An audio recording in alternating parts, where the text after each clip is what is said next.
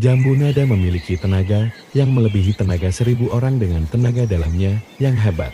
Maka tentu saja, gemblengannya juga amat kuat, sehingga tak lama kemudian logam yang membara itu sudah menjadi lebar tipis sepanjang 3,5 kaki. Bagus, hebat.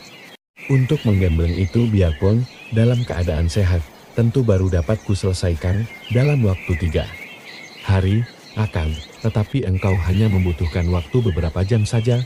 Benar-benar sukar dicari pendekar seperti engkau. Logam itu telah mendingin, bakar lagi sampai membara dan akulah yang akan menggemblengnya membungkus gagang. Kembali jambu nada menurut, dan sekali ini, karena logam itu sudah pernah membara, panasnya api cukup membuat logam itu menjadi merah lagi. Tetapi kakek itu mengatakan belum cukup. Dia harus dibakar selama 1 malam sampai melunak agar mudah digembleng membungkus gagang, apalagi tenagaku sekarang banyak berkurang. Pada keesokan harinya, ketika terdengar bunyi martil menghimpit logam di atas besi landasan sampai berdentang-dentang, dikerjakan sendiri oleh kakek Kanayakara yang dibuatkan tempat duduk tinggi oleh jambu nada dan ditonton oleh jambu nada itu. Selama menyaksikan kakek itu bekerja, diam-diam jambu nada merasa kagum dan dia tahu betapa sulitnya membuat sebatang keris pusaka. Dalam menampar dan menggembleng ini, kakek itu bekerja seperti dalam semedi sehingga setiap tempaan merupakan gerakan suci seperti seorang bersembahyang. Maka jambu nada menonton penuh perhatian dan penuh hormat. Brahma mengasolar, lihat, tumpukan kayu di belakang pondok sudah cukup banyak, dan mendengar suara berdentang itu. Agaknya, mereka tidak membutuhkan terlalu banyak kayu lagi. Lihat sepagi ini, tubuhmu sudah berkeringat. Kartika menegur Brahma yang bertelanjang baju, dan sejak pagi buta, telah menebangi kayu. Benarkah? Kalau begitu aku mau beristirahat sebentar. Brahma lalu duduk di atas batu, dan menyusuti peluhnya. Aku akan masak air, tunggu saja. Aku akan membuatkan minuman untukmu. Kartika lalu berlari-lari kecil, meninggalkan Brahma. Setelah bekerja keras sejak pagi, tubuhnya lelah, dan kini duduk bersandar batu disiliri angin pagi. Brahma merasa nyaman sekali, sehingga tak terasa lagi, ia memejamkan matanya. Sudah hampir setengah purnama dia berada di situ sejak pertemuannya dengan jambu nada dan kakek Kanayakara. Dan selama itu setiap hari dia bekerja keras dalam usahanya membantu kakek itu membuat keris pusaka. Kini ia merasa lelah sekali dan mengantuk. Entah berapa lama ia tertidur, tiba-tiba ia merasa pundaknya diguncang tangan halus dan terdengar suara Kartika. Iya, pemalas, berhenti sebentar saja sudah tertidur pulas. Brahma, minumlah ini, bukan air teh akal, tetapi daun ini lebih sedap. Dan kata ayah dapat memulihkan tenaga, minumlah. Brahma merasa malas untuk bangun. Tetapi pundaknya ditarik, sehingga ia terduduk. Dan ketika ia membuka sedikit matanya, ia melihat Kartika yang membangunkannya. Bahkan kini anak perempuan itu menempelkan secawan minuman ke bibirnya. Brahma, lihat betapa indahnya bunga ini. Indah harum ku petik untukmu.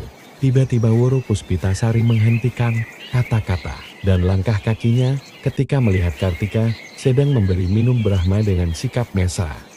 Woro Puspitasari memandang sejenak, lalu memejamkan mata, membuang muka, melampar kembang di tangannya. Kemudian membalikkan tubuh dan pergi dari situ tanpa berkata-kata. Sambil melangkah pergi dia cepat-cepat menghapus 2 butir air mata yang bergantung di bulu matanya. Anak perempuan ini sama sekali tidak mengerti mengapa dia menjadi berduka, dan dia tidak tahu sama sekali bahwa setan cemburu yang selalu siap menggoda hati manusia, terutama sekali hati wanita, telah mulai menyentuh hatinya.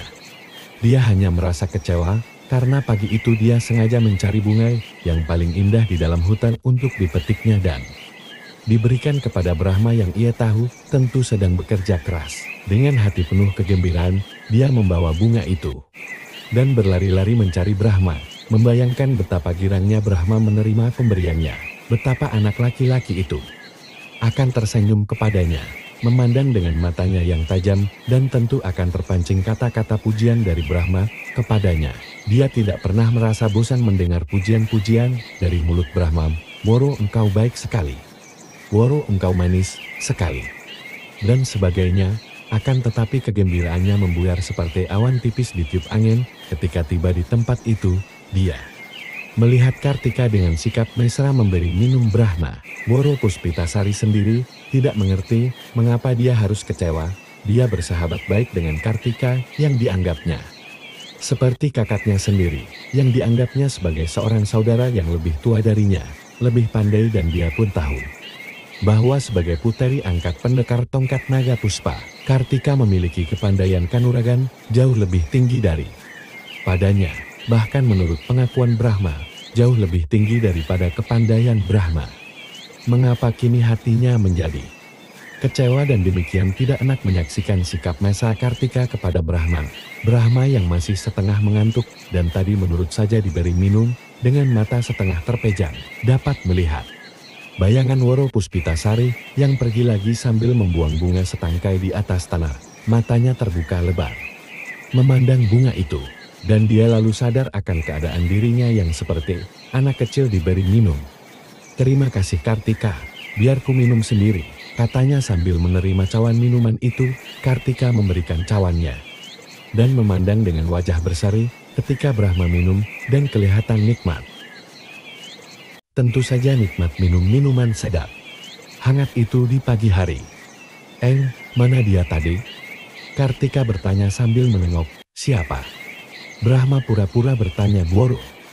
"Aku mendengar dia datang tadi, mana dia?" Aku tidak melihat dia," kata Brahma sambil menutupi muka dengan cawan, meneguk habis minumannya sedangkan matanya melirik ke arah setangkai bunga yang tergeletak sunyi di atas tanah. "Terima kasih Kartika, engkau baik sekali." Brahma mengembalikan cawan kosong yang diterima Kartika dengan wajah girang. Memang itulah yang dinanti-nantinya. Untuk menerima pujian Brahma itu, dia mau melakukan pekerjaan yang lebih berat daripada membuatkan secawan minuman. "Brahma, mulai sekarang, engkau tidak perlu mencari kayu bakar lagi." Mengapa?" "Keris pusaka itu sudah selesai. Ayah tadi berpesan agar engkau tidak perlu mengumpulkan kayu bakar lagi. Akan tetapi keris itu akan ditapai oleh kakek Kanayakar beberapa hari lamanya. Ayah telah pergi karena kakek itu tidak mau diganggu. Ayah pergi mencari sepasang Garuda kami karena dipanggil-panggil tak kunjung datang.